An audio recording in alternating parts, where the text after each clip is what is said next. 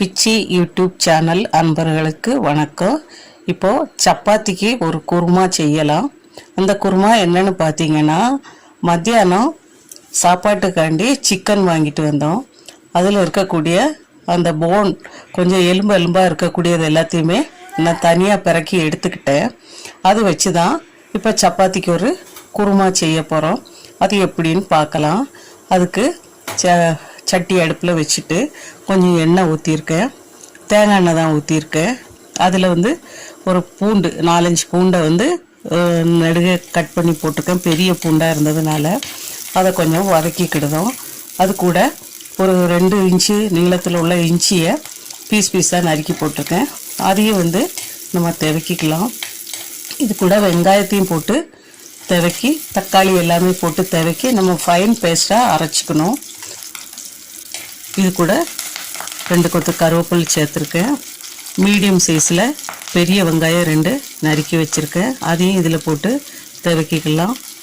இது கூட கொஞ்சம் உப்பு போட்டு வதக்கிக்கலாம். மீடியம் சைஸு 2 தக்காளியை நறுக்கி வச்சுருக்கேன்.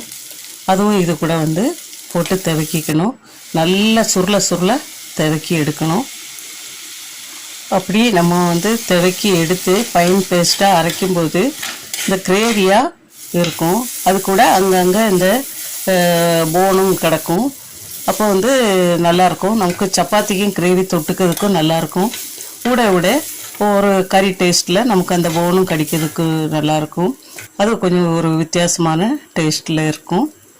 இப்போது அதை ஃபைன் பேஸ்ட்டாக அரைச்சி கொண்டு வரலாம். அடுத்து சட்டியில் கொஞ்சம் எண்ணெய் ஊற்றி ஒரு துண்டு பட்டை போட்டிருக்கேன். கொஞ்சோண்டு சோம்பு போட்டிருக்கேன். ஒரு கொத்து கருவேப்பிலும் போட்டிருக்கேன். இது நல்லா துவக்கிக்கலாம். சோம்பு வெடித்த உடனே நம்ம அதில் பொடி சேர்த்துக்கலாம். அதில் மஞ்சத்தூள், சிக்கன் மசாலா பொடி, கொஞ்சம் மல்லிப்பொடி, கொஞ்சம் கரம் மசாலா பொடி, அது நம்ம தேவைக்கேற்ப போட்டுக்கலாம். இப்போ இதை சட்டியில் போட்டு லேசாக பச்சை வாசனை போகிற வரைக்கும் லேசாக துவக்கி விட்டுக்கலாம். அதுக்கப்புறம் இந்த போனெல்லாம் கழுவி சுத்தம் பண்ணி வச்சுருக்கேன். அதையும் இதில் போட்டுக்கலாம். போட்டு இதையும் 2 துவக்கி விட்டுடலாம். அந்த மசாலா இது எல்லாமே கொஞ்சம் வேகட்டும்.